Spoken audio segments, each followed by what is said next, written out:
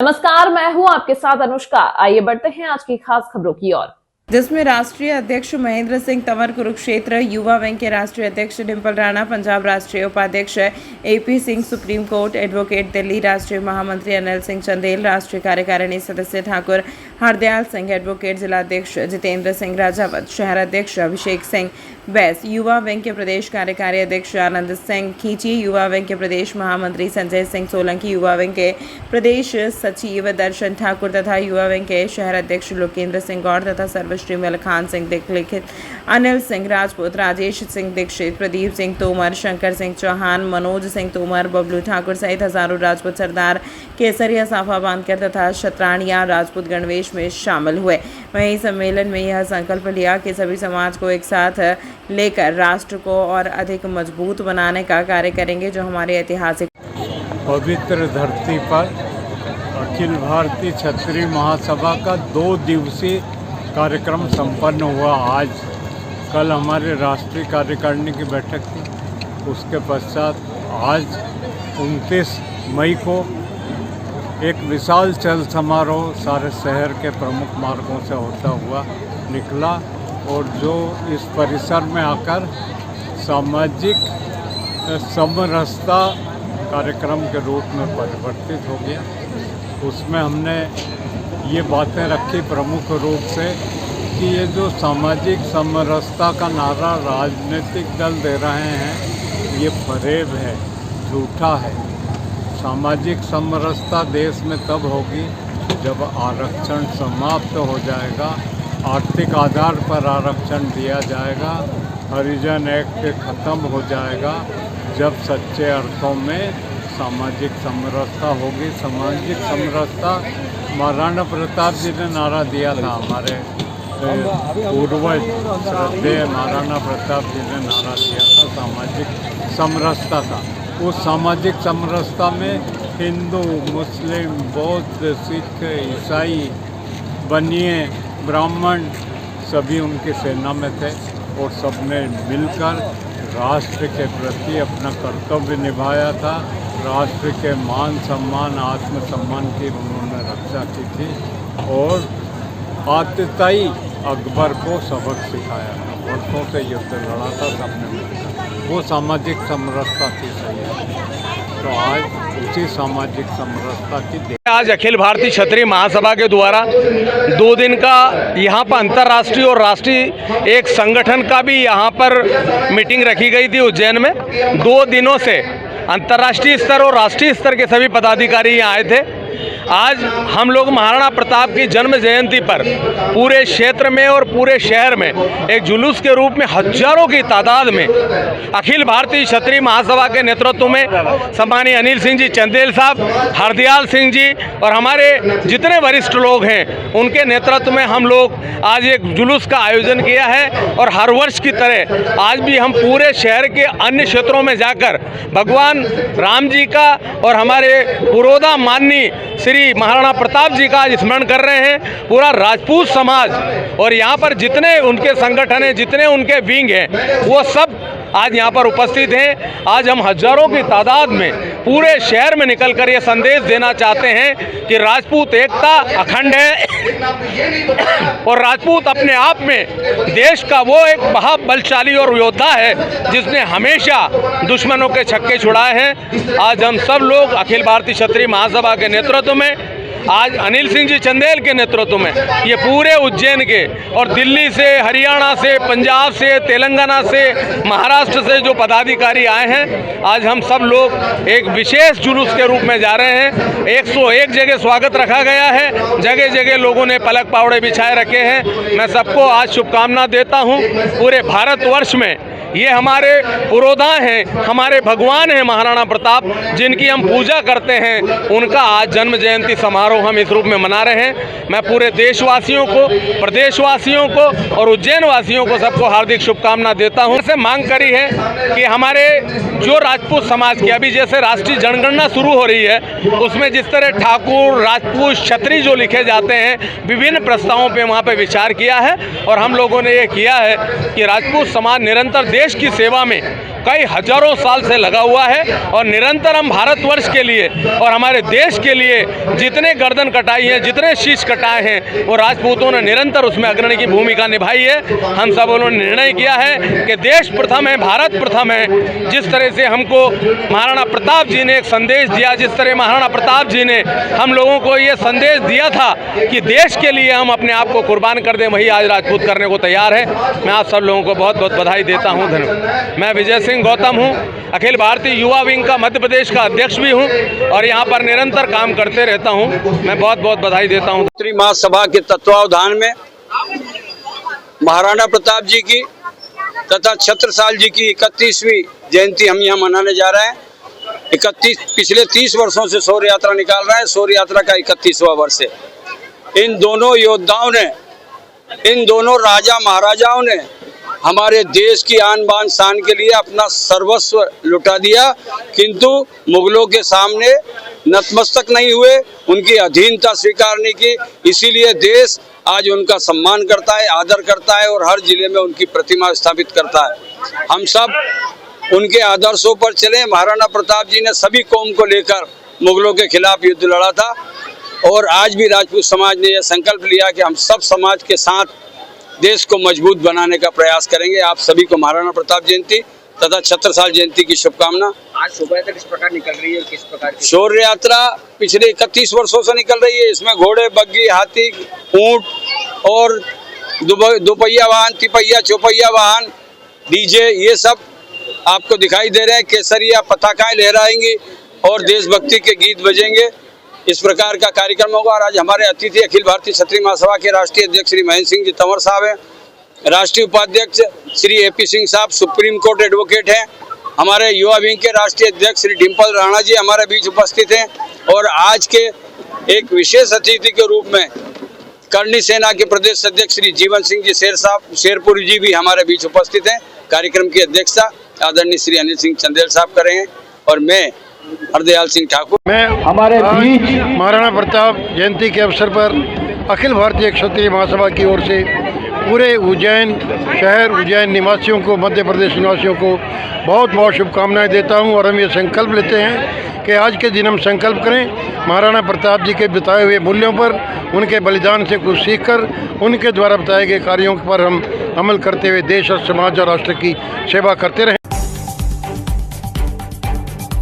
प्रधानमंत्री श्री नरेंद्र मोदी की अध्यक्षता में आर्थिक मामलों की मंत्रिमंडलीय समिति ने भारतीय रेल में 2 मल्टी ट्रैकिंग परियोजनाओं को मंजूरी दी, जिससे यात्रियों और वस्तुओं का निर्बाध एवं तेज परिवहन सुनिश्चित किया जा सके। इन परियोजनाओं में मुख्य रूप से रतलाम नागदा के बीच तीसरी और चौथी नवीन लाइन, वर्धा बल्हार शाह चौथी लाइन शामिल है। इस परियोजना की कुल अनुमानित लागत 3,399 करोड़ रुपए है। इन्हें 2029 से 30 तक पूर्ण करने का लक्ष्य रखा गया है।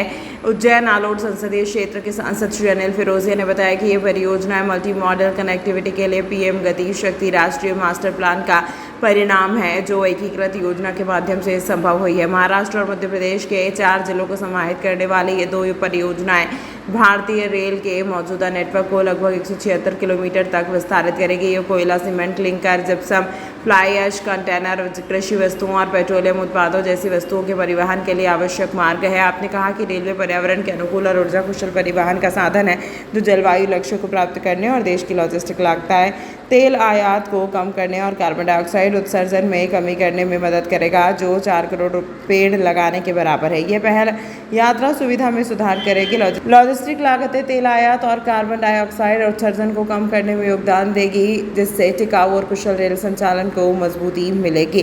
वहीं इस सौगात के लिए उज्जैन आलोट संसदीय क्षेत्र के सांसद श्री अनिल फिरोजिया जी ने इस लाइन को कैबिनेट में स्वीकृति करने के लिए माननीय प्रधानमंत्री नरेंद्र मोदी जी, माननीय रेल मंत्री अश्विनी वैष्णव जी, माननीय मध्य प्रदेश के मुख्यमंत्री डॉक्टर मोहन यादव जी का आभार व्यक्त किया और इस नई उपलब्धि के लिए क्षेत्र की जनता को बधाई दी। मुख्यमंत्री जी भी ज्वाइन कर गए। मुख्यमंत्री जी, आपका बहुत स्वागत है मान्यवर। हमें पता चला कि वेदर की दिक्कत है, इस कारण से थोड़ा फ्लाइट का कुछ डिले हो रहा है, इसलिए हम लोगों ने आरंभ किया। जो साथी बंधु पूछ रहे थे भी, इस प्रोजेक्ट से रतलाम नागदा के 3rd और 4th लाइन के प्रोजेक्ट से करीब करीब आपके 38 करोड़ किलोग्राम कार्बन डाइऑक्साइड बचेगी।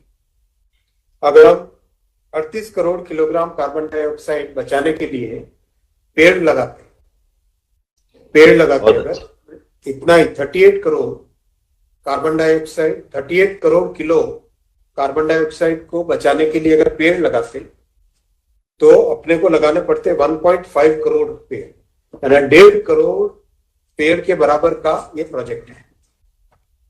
1.5 करोड़ पेड़ लगाने के बराबर का ये प्रोजेक्ट है। इतना इसका आपने बहुत अच्छा प्रश्न किया, धन्यवाद आपको।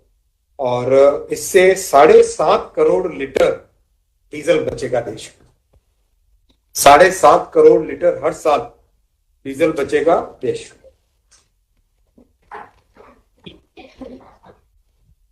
माननीय मुख्यमंत्री जी, आपके आने से पहले सबको बताया, एक तो प्रोजेक्ट है ही है, साथ ही साथ 3 नई ट्रेन सर्विस चालू कर रहे हैं, रीवा सतना जबलपुर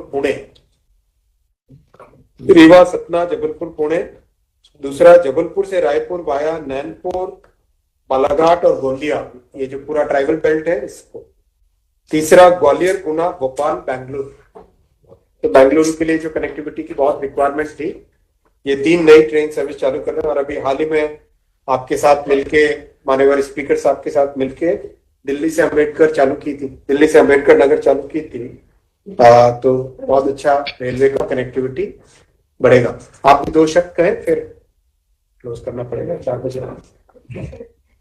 मेरी अपनी ओर से यशस्वी प्रधानमंत्री श्रीमान नरेंद्र मोदी जी के सबसे भरोसे के, हमारे सबके सुपरिचित, सबसे सुयोग्य रेल मंत्री श्रीमान अश्विनी वैष्णव जी का अभिनंदन है, स्वागत है। मैं आपको बधाई देता हूं। इस अवसर पर माननीय सांसद जी अनिल फिरोजिया जी आपके यहाँ बैठे हैं, माननीय सांसद दीदी शर्मा जी हमारे साथ यहाँ मौजूद है, जो हमारे भाजपा के अध्यक्ष भी है। इस अवसर पर प्रभारी मंत्री माननीय एदल सिंह कंसाना जी, हमारे पूर्व मंत्री वर्तमान विधायक श्रीमान विजेंद्र सिंह जी, और सामने बाल योगी उमेश नाथ जी महाराज भी दिखाई दे रहे हैं, माननीय मंत्री चेतन कश्यप जी, और सारे के सारे हमारे माननीय वरिष्ठ माननीय सांसद, विधायक, मंत्रीगण। मेरी अपनी ओर से इस पूरी रेल परियोजना के लिए वाकई ये हमारा लिए स्वर्णिम काल चल रहा है, जब हम अपने एक नए दौर में पहुंच रहे हैं। मैं जब आपका ये समाचार देख रहा था कि 3 और 4 लाइन की हमारी नागदा और रतलाम की कनेक्टिविटी बढ़ेगी, निश्चित रूप से ये हमारे क्षेत्र के लिए न केवल रेल की सुविधा है, बल्कि विकास का एक नया दौर चालू हो रहा है। और वैसे भी आपने इंदौर मनमाड़ की 18,500 करोड़ की इतनी बड़ी सौगात दी है, मैं आपका हृदय से आभार भी मानता हूं, अभिनंदन भी करता हूं। और जिस प्रकार से अभी हमारे लिए आपने 3 रेल की अभी बताया, रीवा, सतना, जबलपुर, दूसरी ग्वालियर वाली ट्रेन, एक और ट्रेन, ये वाकई में दौर ऐसा चल रहा है कि मध्य में होने के कारण से माननीय रेल मंत्री जी के ध्यान में भी है, और माननीय प्रधानमंत्री जी का भी जैसे भावना है कि ट्रांसपोर्टेशन को लेकर के रेल से सस्ता कोई साधन नहीं है। ऐसे में विकास का धुरी अगर कहीं है तो रेल से ही हमारे लिए बड़े पैमाने पर हमारे सारे परिवहन की और यात्री सुविधाओं के गंतव्य जाने आने की बड़ी सौगात मिलती है। मैं मान के चलता हूं कि इन सौगातों के लिए आपका आभार भी मान रहा हूं। और ये बात सही है कि मैं मौसम के कारण से एक कार्यक्रम तो हमारा कैंसिल हुआ, दूसरा पन्ना में आकर के जुगल किशोर भगवान के दरबार से आपको मैं प्रणाम कर रहा हूँ। अभी एक कार्यक्रम में जाना है, लेकिन माननीय वीडी शर्मा जी भी यहाँ मौजूद है। हमारे लिए खजुराहो के लिए रेल की संभावना भी आगे जाकर के आपसे बना रहा है। लेकिन अभी जो दिया उसका भी धन्यवाद देते हैं। कह दिया खजुराहो बनारस वंदे भारत। बीडी भाई साहब का काम भी आगे बढ़ रहा है। बीडी भाई साहब आपका काम लेकिन एक छोटा सा निवेदन है कि सिमस के छोटे छोटे बाईपास हमारी बनना बाकी है। माननीय सांसद जी आपके यहाँ होंगे, जैसे नागदा से अभी दिल्ली मुंबई कॉरिडोर, जिस तरह से जो आपका दिल्ली मुंबई का ट्रैक है जिसमें 3 और 4 लाइन का रहेगा, ये सीधा ट्रैक तो मिलेगा, लेकिन सीधा अगर दिल्ली से उज्जैन जाना तो आधे घंटे पौन घंटे, जब तक इंजन पावर बदलेगा नहीं तब तक गाड़ी वहां खड़ी रहेगी। उस पे काम हो गया, इसी प्रकार से उस पे काम हो गया। बाकी आपको सब जानकारी है, मैं आपको बधाई देना चाहता हूँ, आपको सब ध्यान में है। मैं एक अच्छी सौगात देने के लिए पुनः आपका अभिनंदन करता हूँ। बहुत सारा बस आपकी जानकारी में रखूं कि 3 मीटिंग की अब तक अपन ने सिमस की उज्जैन में जो महाकुंभ में होना है उसके लिए 3 मीटिंग अभी तक टेक्निकल लेवल पे की है। और अब एक और मीटिंग के बाद में आप सबके साथ उज्जैन में मीटिंग रखेंगे जिससे कि जनप्रतिनिधियों के सारे पॉइंट्स उसमें आ जाए। तो जैसे आपने महाकुंभ में 2.5 साल पहले काम चालू किया था, महाकुंभ में जिस तरह से प्रयागराज में काम 2.5 साल पहले काम चालू किया था, वैसे ही इसमें भी करेंगे जिससे कि अपने को बहुत अच्छी जन सुविधाएं मिले। और ये जो आपने टेक्निकल पॉइंट का बाईपास वाला, उस पे तो ऑलरेडी चुनाव के दौरान ही मैंने महसूस किया था कि ये दिक्कत है, तो उसमें काम पहले भी सेक्शन किया था जी। मैं सुनना चाहता हूँ, अभी 4 बजे एक और था कार्यक्रम, तो उसके हिसाब से आज निकलना पड़ेगा और प्रश्न बाद में एक और अलग मीटिंग में बैठ के करेंगे। बहुत बहुत धन्यवाद माननीय मुख्यमंत्री जी को, मेरी अपनी ओर से बहुत धन्यवाद। सभा के लिए जाना है।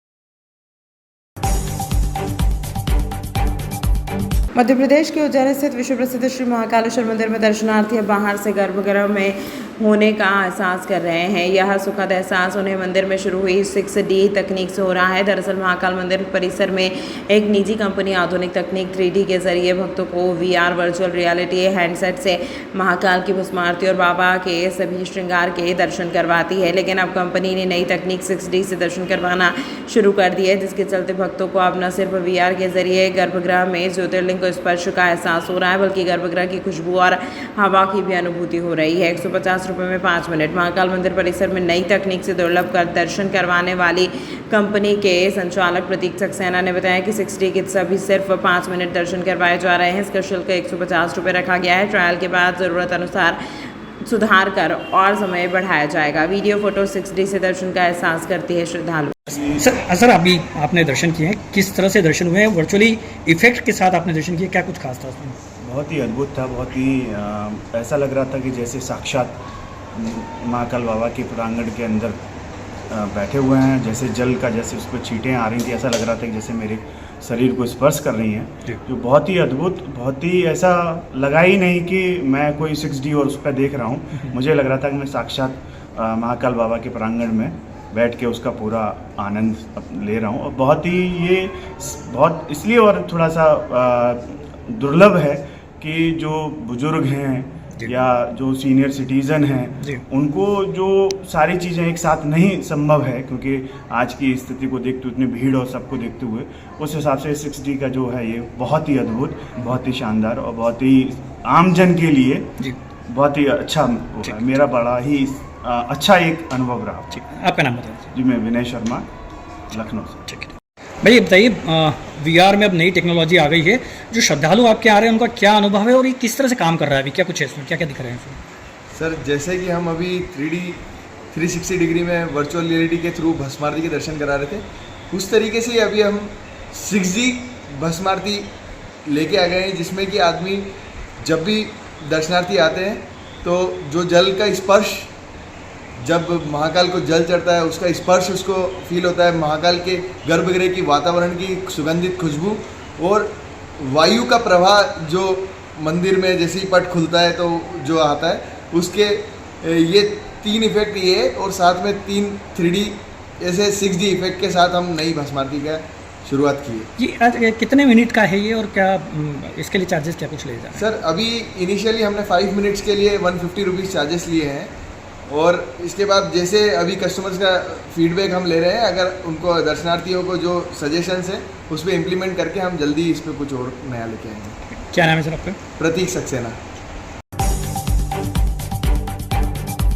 उज्जैन में आज शुक्रवार को लोकमाता अहिल्याबाई होलकर की 300वीं जयंती वर्ष पर जागरूकता रैली निकाली गई, जिसमें महिला पुरुष अधिकारी कर्मचारी के साथ जागरूकता रैली निकाली गई। मध्य प्रदेश में पिछले 1 साल के दौरान लोकमाता अहिल्याबाई होलकर की 300वीं जन्म जयंती वर्ष को संपूर्ण देश में उल्लास एवं उत्साह से मनाया गया।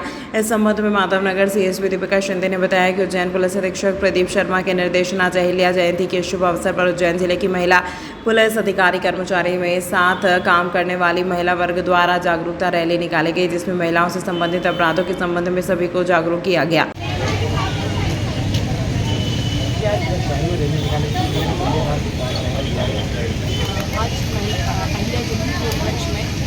के जिले की महिला पुलिस अधिकारी कर्मचारी एवं साथ में जो भी महिला वर्ग काम करता है सभी के द्वारा एक जागरूकता वाहन रैली निकाली गई, जिसमें महिलाओं से संबंधित अपराधों के संबंध में सभी को अवगत किया गया और शहर के विभिन्न क्षेत्रों से होते हुए यह रैली